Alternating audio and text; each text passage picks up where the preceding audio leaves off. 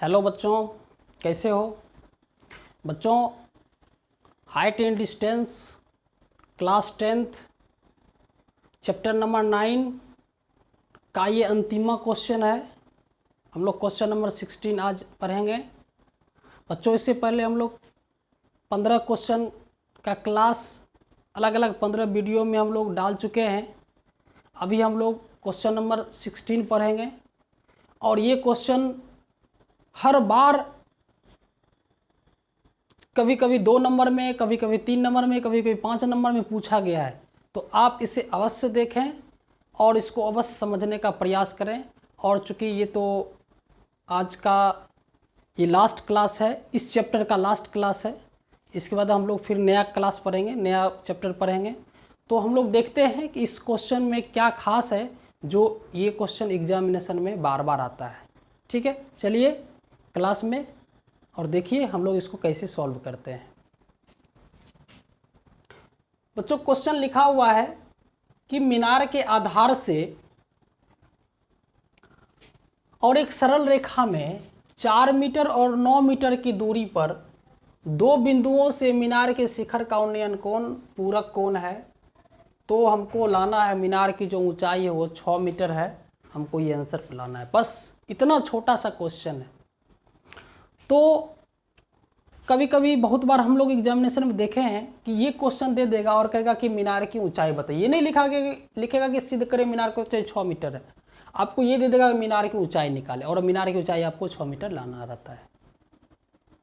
समझ रहे हैं बात को? तो चलिए हम लोग देखते हैं कैसे बनाएंगे।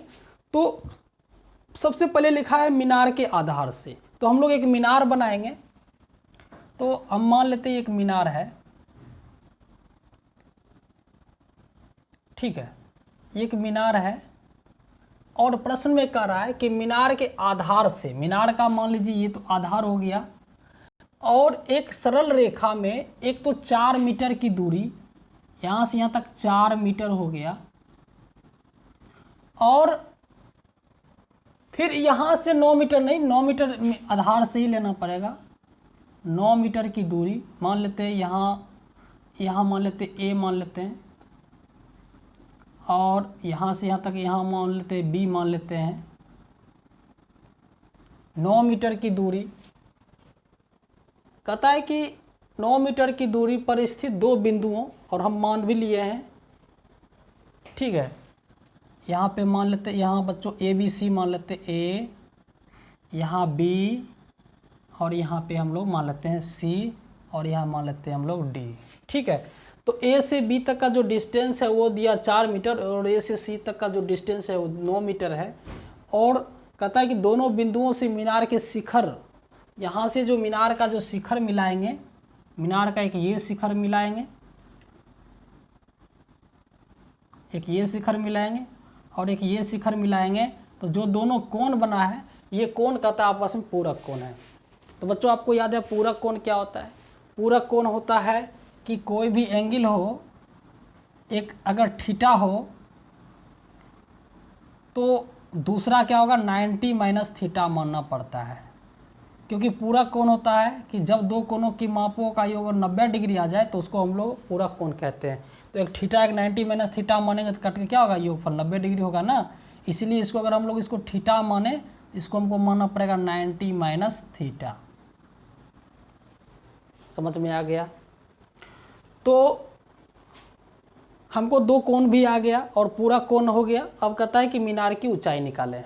बच्चों बहुत आसान क्वेश्चन है, हम लोग यहाँ लिख लेंगे AD मीनार है। प्रश्न से AD मीनार है, AD मीनार है, ठीक है। और उसके बाद लिखेंगे कि AB बराबर 4 मीटर, AB बराबर 4 मीटर, और AC बराबर 9 मीटर, ठीक है। और क्या कौन कौन सा कोण है लिख लेंगे। माना कि कोण DBA बराबर थीटा डिग्री, तो कोण DCA equal to 90 minus theta degree. उम्मीद है आपको ये चीज़ समझ में आ रहा होगा हम लोग जो कह रहे हैं। अब हम लोग क्या करेंगे, जब थीटा और 90 माइनस थीटा हम लोग मान लिए हैं, अब हम लोग चलेंगे कि मीनार की ऊंचाई इसका मान निकालना है, तो इसके लिए तो त्रिभुज में ही तो चलना पड़ेगा। त्रिभुज DBA में चलेंगे, ठीक है। अब चलेंगे त्रिभुज DBA में, तो टेन थीटा, पहले हम लोग चलेंगे टेन थीटा, लंब बटे आधार यानी DA और आधार हो जाएगा BA। तो टेन थीटा का मान क्या होगा, टेन थीटा का मान तो कुछ नहीं होगा, टेन थीटा तो टेन थीटा रहेगा।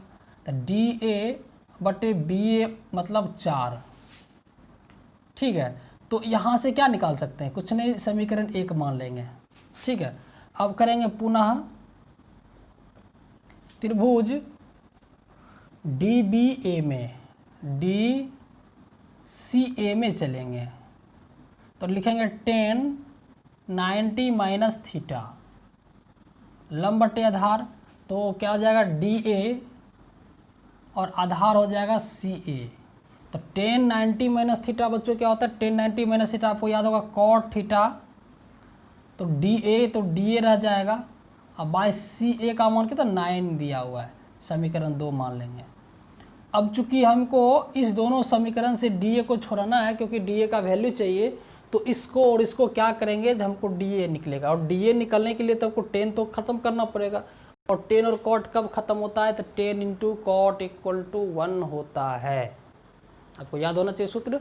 तो 10 के साथ कॉट का गुणनफल 1 होता है, तो यहाँ हम लोग लिख सकते हैं समीकरण 1 और 2 को गुना करने पर, समीकरण 1 एंड 2 को गुना करने पर हम लोग समीकरण 1 और 2 को गुना कर देंगे, तो समीकरण 1 हो गया टेन थीटा, LHS गुना कर देते हैं, और RHS गुना कर देंगे, तो इधर हो जाएगा DA/4 मल्टीप्लाई DA/9, तो टेन थीटा कॉट थीटा हो जाएगा 1/10 थीटा, तो DA स्क्वायर बाय 9 चौक 36, तो ये कैंसिल हो गया, तो क्या बच गया DA स्क्वायर इक्वल टू 36, तो DA equal to √36 equal to plus minus 6, तो प्लस माइनस यहाँ केवल 6 ही लिखेंगे, इसलिए 6 लिखेंगे क्योंकि +6 एक आंसर होता है, +6 एक होता है -6, तो जो कि -6 इम्पॉसिबल है, -6 तो संभव है नहीं, क्योंकि कोई भी चीज़ का ऊंचाई माइनस में तो होता नहीं, कभी भी प्लस में होता, इसीलिए इसका आंसर डायरेक्ट हम लोग प्लस में लिखेंगे, 6 मीटर आंसर लिखेंगे, और जो कि लिखेंगे सिद्ध हुआ,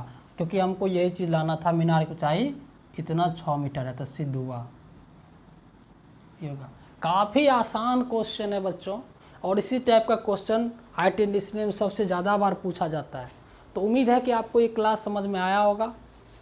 चलिए, ओके, थैंक यू, धन्यवाद। आप इसको एग्जामिनेशन में से पहले बार बार प्रैक्टिस करें, तैयारी करें, ताकि आपको एग्ज़ाम में अच्छे नंबर लाए।